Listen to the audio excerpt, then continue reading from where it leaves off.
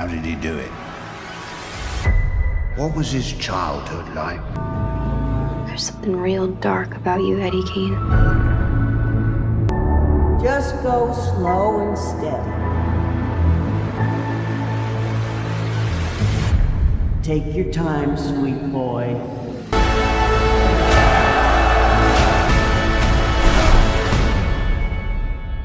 It all starts with getting to know Edward Gein, better known as Eddie or Edine, a man with a strange demeanor since he was a child. One afternoon, he sneaks into his neighbor's house and watches them while they are in their swimsuits. When discovered, he manages to escape before anyone recognizes him. Back home, he takes his mother's bra and starts masturbating, making noises that catch her attention. His mother, upon hearing him, reprimands him by reciting a Bible verse and warns him not to get involved with women, as it is a sin. The next day, Eddie meets a friend, Adeline, who shows him photographs of corpses from the Nazi war. The images full of lifeless bodies, along with comics about a woman named Ilsa, deeply impact Eddie, so much so that he decides to read them obsessively that same night. The following morning, his older brother Henry confesses that he is in love with a woman. Eddie replies that he cannot have a relationship because of the religion that governs the family. Henry, annoyed, tells him that those rules are not for him, that his mother is crazy, and that Eddie should choose his own path. These words enrage Eddie, who impulsively hits Henry hard with a piece of firewood, believing he has killed him. However, Henry wakes up and retracts what he said about their mother. But the next day, when Eddie returns to the farm, he finds his brother dead. Everything he thought was a simple misunderstanding was real. Desperate and not knowing what to do, he decides to set the barn on fire to cover up the death. The police and neighbors come to help, and the incident goes unnoticed. The blow is devastating for the family. Eddie's mother cannot bear the pain of losing a son, and her health begins to deteriorate. Eddie then takes on the role of caring for her. A few days later, his mother gets up to collect a debt from a neighbor for cultivating her land. In the middle of a family argument, she tries to restore order in a strange way. Every word she pronounces stirs up memories in Eddie until, suddenly, she falls lifeless. After the funeral and the grieving, Eddie tries to pull himself together, knowing that life must go on, and returns to work on his farm. However, at night, loneliness consumes him. One of those nights, he dresses in his mother's clothes and repeats her strange habits until he hears a voice, hers, whispering that he can bring her back. Driven by this obsession, Eddie runs to the cemetery where his mother lies and begins reading Bible passages over her grave. Between tears and delirium, he begins to desecrate the burial site. Then, his mother's voice orders him to do something even more disturbing. Dig up the corpse next to her. Without thinking, Eddie obeys, takes the body home, and with that, seals the beginning of an even darker spiral. The next day, Eddie begins to have disturbing visions, Jews escaping from soldiers right in front of his house. He joins them, convinced they have discovered him and are actually chasing him. But it's nothing more than a hallucination caused by his schizophrenia. Where does this darkness come from? Eddie's childhood explains a lot. He was born in Wisconsin in 1906. In school, he was taught about wars, and from a young age, he was fascinated by macabre comics of severed heads and crime magazines. As an adult, the comics Adeline gave him became triggers for his illness.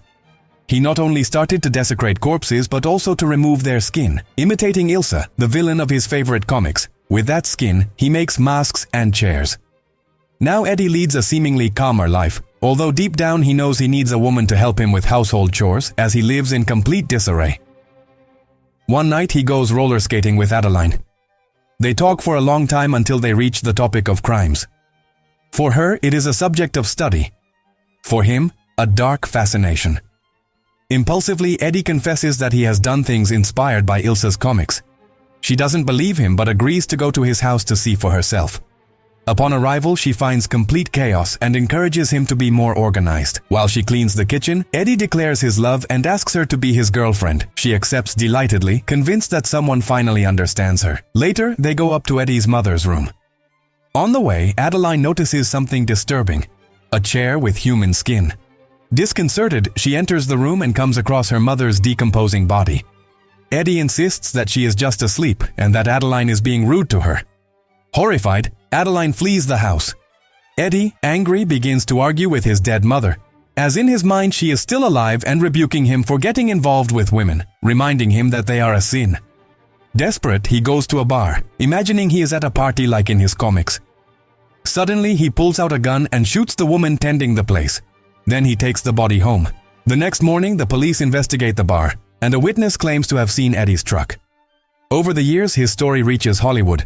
There, we meet Anthony, a talented actor who plays the role of Ed Gein, and Alfred Hitchcock, the writer of the movie inspired by Eddie. Touring the sets, they arrive at Eddie's house as it was found, showing the cruelty in every hallway. When the film is released, the images are so shocking that the audience leaves the theaters. Back to Eddie's life after the crime at the bar.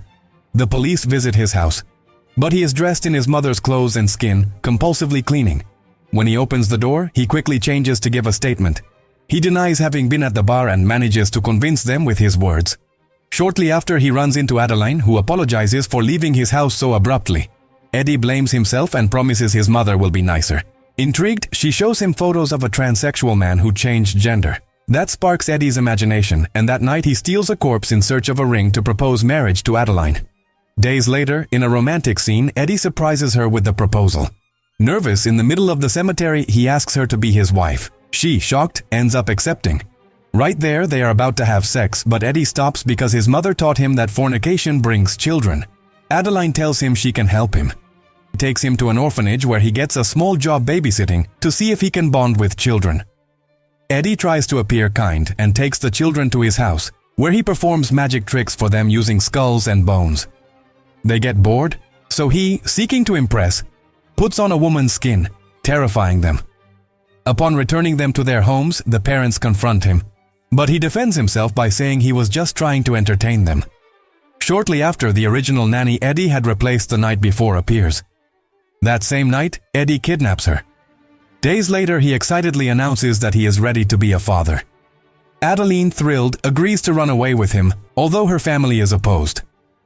Now living together while she cleans the kitchen, Eddie goes out hunting for dinner. Curious, Adeline enters his mother's room and finds Eddie wearing the mask made from her face. Returning to the present, Anthony, the actor who played Eddie, feels frustrated. Hollywood only recognizes him for that role and no one else hires him.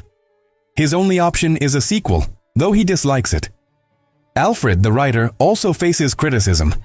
His colleagues tell him that kind of horror no longer sells, that the trend now is sexual horror. He refuses, but after watching a film of that genre with his wife, he understands that the audience has changed. Meanwhile, Eddie continues to sink. After kidnapping the nanny, the guilt over ruining his wedding drives him to a point of madness. Along with his dead mother, he begins to torture her until he kills her. The next day, Adeline enters Eddie's mother's room. According to the true story, upon discovering the decomposing corpse, she flees in terror toward the woods. Later, they meet and discuss what happened. Adeline, still terrified, asks Eddie to be honest and explain why he keeps his mother's corpse. Eddie coldly replies that the body is not actually his mother's, but another woman he dug up, and that his mother's spirit inhabits that body. In the following days, Bernice Warden, a woman who ran a local store, appears in Eddie's life. One day, he enters the shop and finds her visibly depressed. Driven by curiosity, he decides to invite her out to eat. During dinner, they talk so much that she remembers an old youthful love. Eddie, for his part, becomes obsessed with the woman's bust, to the point of asking her to lend him her bra to try it on. At night, they both go roller skating, and after sharing some wine, they end up having intimate relations. After that encounter, Bernice asks Eddie to move in with her. Confused, he goes to tell his mother, but she severely reprimands him, assuring him that this woman is the devil, or a similar word that fits the context of her moralism, with a venereal disease and is nothing more than the town's prostitute, or a similar word that fits the context of her moralism. The next morning, Eddie visits Bernice at her store. She surprises him with lunch and gives him several of her favorite bras. However, Eddie, dominated by his mother's words, tells her he cannot continue with her because her body has already passed the disease to him. With the bond broken and his mind distorted, he buys a gun as he leaves and shoots her dead. That same night, Eddie seeks out Adeline to confess what happened. He tells her he did something terrible and fears she will judge or abandon him. However, Adeline shows no fear, simply asking if the victim tried to resist. Eddie then shows her the corpse of a person cut nearly in half. Years later in Texas, we meet Toby, a man fascinated by the story of Ed Gein. His obsession leads him to create a film inspired by his life, which he would title The Texas Chain Saw Massacre. In 1973, Toby manages to shoot his project, turning the macabre reality that had marked Eddie's life into cinema. Returning to Eddie and Adeline, she tells him that she will soon move to New York and that if she finds a job, she would like him to move in with her. Eddie likes the idea, as he had also thought about leaving the town at some point in his life. At that moment, Adeline gives him a gift, some books she knows he loves. After that, Eddie takes her to his house intending to have sex, but Adeline stops him. She tells him she cannot decide for both of them and emphasizes that for now, she is not ready for intimacy, much less to become his wife. The refusal angers Eddie. She, with a tone between ironic and harsh, tells him to find someone else who won't talk back, a dead woman. Moved by this idea, they both go to the cemetery in search of a fresh corpse so Eddie can satisfy his impulses. The next day, with the body in his possession, Eddie begins to excite himself until he has sex with the corpse of a neighbor. Meanwhile, Adeline, now settled in New York, tries to find work as a photographer. However, she is rejected as soon as employers see the disturbing photo she presents. Penniless and lost in a huge city, she decides to return home. Upon arrival, she tells her mother she failed in the city, but in an unexpected twist, her mother reveals something painful. When she was pregnant with Adeline, she tried to abort by throwing herself down the stairs multiple times. She also tells her to find a husband who will put up with her because if you leave once, you cannot return whenever you want. Stung by those words, Adeline decides to go back to Eddie, ready to please him this time. However, the moment he touches her, he says coldly, "You're warm." He then puts her in a bathtub full of ice water. The next day, Frank, Benice's son, arrives at his mother's store and finds it completely empty. He immediately fears the worst when he discovers a large bloodstain on the wall. Desperate, he begins to look for clues and finds a gift box among the shelves with Eddie's name on it, the same one his mother had mentioned. With that evidence, Frank goes to the sheriff and together they head to Eddie's house. There, they discover the unimaginable, a macabre scene with furniture upholstered in human skin, lamps made from heads, and human remains scattered throughout various rooms. The scene is heartbreaking. The police begin to search every corner of the residence while forensics photograph and collect evidence. When Eddie returns home, he is surprised to see so many people inside his residence. He doesn't understand what is happening until he sees the uniforms and the looks of horror. At that very moment, Frank finds his mother beheaded and cut in half. The pain tears him apart, and a scream of fury echoes through the house. Out of control, he tries to take justice into his own hands, but Eddie is detained. Later, after completely searching the home, forensics collect the remains of the victims and work on reconstructing Benice's body to return it to her family. The next morning, investigations point to Adeline as a possible accomplice of Eddie. However, she distances herself from all responsibility, claiming she barely knew him and denying any involvement in his crimes. Meanwhile, at the police station, Eddie declares that everything is a misunderstanding. He confesses that he used to dig up corpses from the cemetery, but denies having murdered many people. He even claims not to remember anything about Benice's death. A day later, during a mass in memory of Benice, Frank remains devastated by the loss. The sheriff, moved by his pain, invites him to a Thanksgiving lunch to try to comfort him, although the emptiness and fury in Frank's heart cannot be extinguished. Sometime later, Frank decides to sue Eddie to take his farm. He is convinced that since Eddie was declared mentally incompetent and remained in a mental asylum instead of a prison, it is better to take the property to partially compensate for the damage suffered and obtain restitution. With the lawsuit won, Frank takes all of Eddie's assets and turns the house into a public spectacle, exhibiting what was once the macabre home of the crimes. The money raised is donated to a charity in his mother's memory. However, upon returning from an event promoting an auction, Frank receives news that Eddie's house has been burned down. The only thing that survives among the ashes is Ed Gein's old truck. Meanwhile, in the asylum, Eddie seems to be adapting to his new life. One day, a nurse gives him a portion of the profits obtained from the exhibition of his house, and Eddie asks her to buy 3 radios. One of them is intended for Ilsen, the woman who had been his inspiration. When she receives the gift, she turns it on and communicates with him. Eddie, emotional, confesses to being her most fervent admirer, but the conversation hits him hard. Ilsen assures him that everything he thought he saw of her was a sham, that she was used as an image and that none of it was real. Still, she advises him not to let anyone call him a monster, as deep down he is still a human being. After that talk, Eddie sinks into despair, finding no comfort for what he has done and for the memories of his victims. Overwhelmed by guilt, Ilsine ends up taking her own life.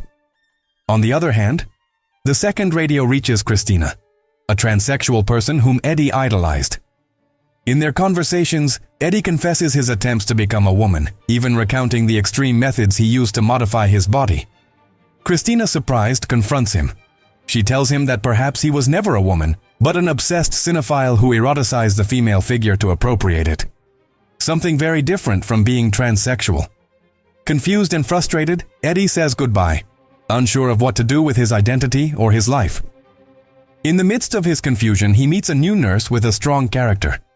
Through the complicity of another center worker, he manages to kill her. However, the next day, he sees her walking down the asylum hallways as if nothing had happened. Stunned, he hears the doctor explain the truth. Everything he had experienced there, the radio conversations with Ilsine and Christina, and even the murder of the nurse, was a product of his sick mind. In reality, he himself created those voices and scenes. The diagnosis is clear: schizophrenia. The doctor prescribes medication to control the hallucinations and explains that his perception of two realities simultaneously is a consequence of his illness. Eddie, resigned, accepts the treatment and begins a new phase within the asylum, where his own mind has become his greatest prison. Years later, we meet Teddy, a disturbed man who, after obsessing over Ed Gein's story, tries to imitate him by committing atrocious crimes against his victims. The FBI begins to investigate him to stop him before he becomes a greater threat. To do this, they study Teddy's behavior along with other individuals who also consider themselves followers of Ed Gein, trying to understand how the mind of someone capable of such acts works. In that search, they reach Eddie himself, who still lives in the asylum. There, he confesses that he did terrible things in the past, that not all victims died by his hands, but he fully acknowledges that what he did was wrong. On the other hand, Richard Peake appears, another one of his followers, a man with a disturbed mind who idolizes Eddie. Fascinated, he decides to write a letter to his idol. When Eddie receives it, he feels disheartened. He realizes that his dark example inspired other mentally ill people to continue his legacy. In the letter, Richard tells him that there is a boy named Teddy who plans to massacre more people. With this information, Eddie understands that perhaps for the first time in his life, he can do the right thing. He contacts the police and gives them Teddy's name. Thanks to his testimony, the murderer is finally captured and shown on the news. Eddie experiences a strange happiness, convinced that he finally did something good, but that joy is short-lived. His nurse gives him the devastating news. He has stage 4 lung cancer and only a few months left to live. Desolate, he tries to assimilate his end. One morning, he receives an unexpected visit from Adeline. Eddie, hurt, asks her why she denied knowing him at the time, something that deeply wounded him. She then reveals the truth. She also suffers from a mental illness similar to schizophrenia. Reading about Eddie's story triggered her own episodes, and she shows him a list of people that, according to her delusions, she must kill. Eddie, surprised and saddened, tells her he does not want her to follow that path. Before leaving, she confesses that she loves him. Shortly after, in the asylum common room, he dies, a victim of his disease. Upon waking up in the afterlife, Eddie meets his mother. She receives him tenderly and tells him she is proud of him, that he was never like the movies portrayed him, because deep down he was just a sick human being. She finally hugs him and whispers, "Only a mother could truly love you."